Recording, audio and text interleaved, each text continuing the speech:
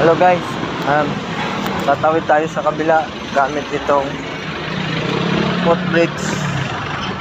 Dito tayo dumadaan palagi.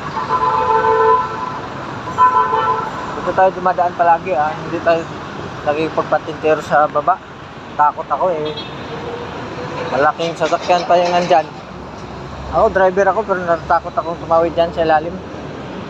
Pero sila, kasi alam ko yung karakas. Oh, kala. Ayan o.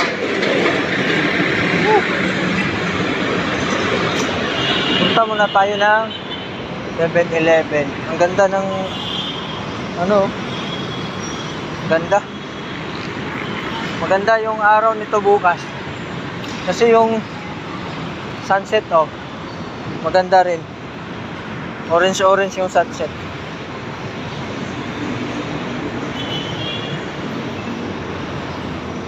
Dito ako lagi madaan. Ayoko dun sa baba. Ay nako, nakakatakot dyan. Hello.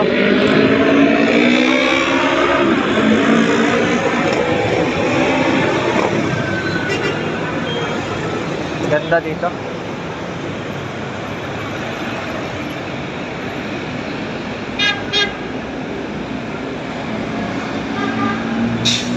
Bukas linggo, huwag nating kalimutang magsamba tayo. Alam nyo guys, kailangan talaga natin balik papuri sa ating Panginoon. Kasi Lunes hanggang Sabado binigyan tayo ng lakas. Linggo 4 na oras, 2 oras lang. Yun. Kaya ako pinipilit kong makasimba. Wala man lang sa katawan, kung kaya pinipilit kong magsimba para sa Panginoon. Yan, dito na tayo. Tatawid na tayo. Punta tayong 7th Up. Tapos balik na naman dito. Mag-Gcash lang ako guys kasi wala akong pamasahe. Buko yung pera ko eh. Magagalit man naman ng mga dito.